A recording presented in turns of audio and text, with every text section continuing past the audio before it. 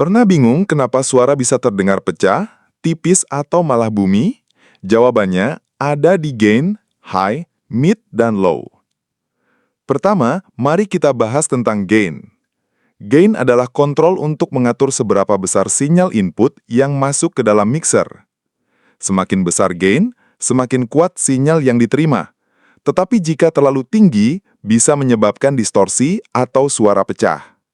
Jadi, gain digunakan untuk menyeimbangkan level sinyal sebelum masuk ke tahap berikutnya.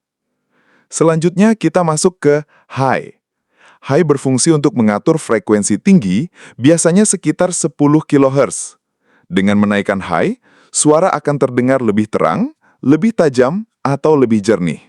Sebaliknya, jika diturunkan, suara akan terasa lebih lembut atau tidak menusuk. Kemudian ada kontrol mid. Mid mengatur frekuensi menengah, biasanya di sekitar 1 kHz. Area mid ini sangat penting karena disinilah letak karakter utama vokal dan sebagian besar instrumen. Jika mid dinaikkan, suara vokal akan lebih menonjol. Jika diturunkan, suara bisa terdengar lebih tipis atau mundur ke belakang. Yang terakhir adalah low.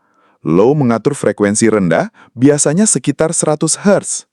Dengan menaikkan low, suara akan terdengar lebih tebal, lebih dalam, dan lebih bertenaga, terutama pada instrumen seperti bass dan drum. Jika diturunkan, suara akan terasa lebih ringan atau tipis. Jadi singkatnya, gain berfungsi untuk mengatur level input, high untuk frekuensi tinggi, mid untuk frekuensi menengah, dan low untuk frekuensi rendah. Dengan memahami dan mengatur keempat kontrol ini dengan benar, kita bisa menghasilkan kualitas suara yang lebih seimbang dan sesuai dengan kebutuhan.